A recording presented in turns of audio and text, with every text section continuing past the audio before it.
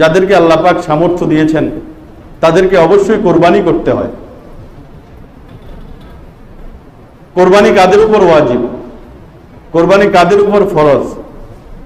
জিলহজ মাসের 10, 11, 12, জিলহজ মাসের 10 তারিখ শবে সাদেক থেকে নিয়ে ফজরের ওয়াক্ত শুরু হওয়া থেকে নিয়ে 12 তারিখ সূর্যাস্ত পর্যন্ত যার কাছে সদকায়ে ফিতির ওয়াজিব হওয়া পরিমাণ সম্পদ থাকে, এই ধরনের ব্যক্তিদের উপরে কোরবানি করা ওয়াজিব। সদকায়ে ফিতির কাদের উপর ওয়াজিব হয়? যার কাছে 52.5 ভরি রূপার দাম অথবা 7.5 ভরি স্বর্ণের দাম থাকে। 7.5 ভরি রূপার দাম, 7.5 ভরি স্বর্ণের দাম কিভাবে ধরবে?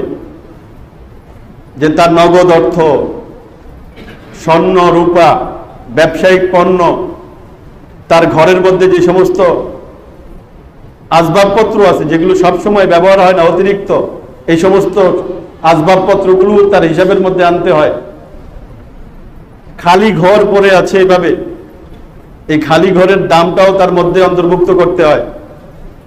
ভাড়ার ঘর, যে ঘর ভাড়া দেওয়া হয় সেটার ভাড়ার উপর তার সংসার চালানো নির্ভর করে না, অতিরিক্ত ওই ধরনের ভাড়ার ঘরও, যেটা সে ভাড়া দেয়, যার ভাড়ার উপরে তার ফ্যামিলি চলা নির্ভরশীল না, ওই ধরনের ঘরের দামও ওই হিসাবের মধ্যে আনতে হবে।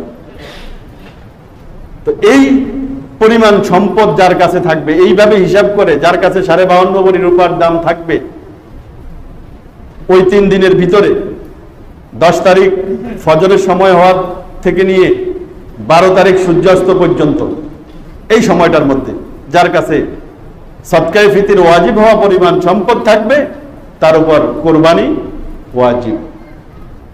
তাকে কোরবানি অবশ্যই দিতে হবে।